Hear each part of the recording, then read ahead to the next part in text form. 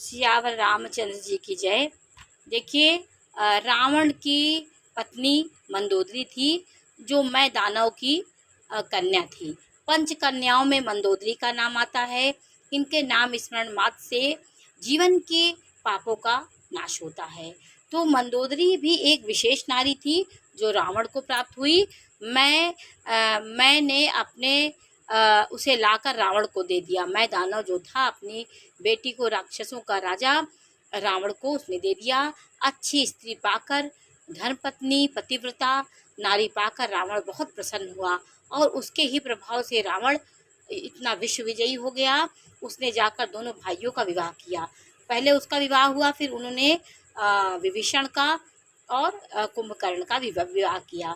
रावण अपने भाइयों के प्रति भी प्रेम था, लेकिन अहंकार के बीच से उसने अपना सर्वनाश कर लिया, क्योंकि वो इतना ज्ञानी था। वो ईश्वर के हाथ से अपना उद्धार चाहता था। तो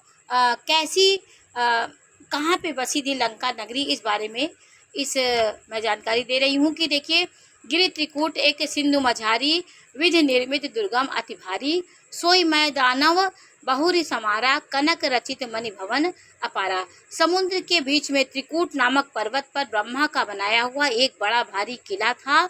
महान मायावी और निपुण कारीगर मैं दानव ने उसको फिर से राजा सजा दिया।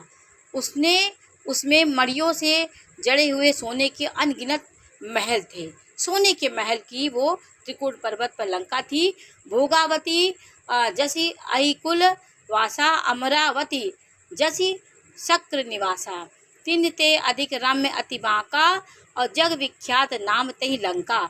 जैसे नागकुल के रहने की पाताल लोक में भोगावतीपुरी और इंद्र के रहने वाली स्वर्ग लोक में अमरावतीपुरी है, उनसे भी अधिक सुंदर और बांका वह दुर्ग था। जगत में उसका नाम लंका प्रसिद्ध हुआ। ऐसी वो कारीगरी सोने की थी। दोहा नंबर 178 में, खाई सिंधु गंभीर अति, चारे उदिश फिरी आओ, कनक कोट मणि खचित दृढ़, बरि न जाई बनाओ। उसे चारों ओर समुद्र की अत्यंत गहरी खाई घेरे हुए है।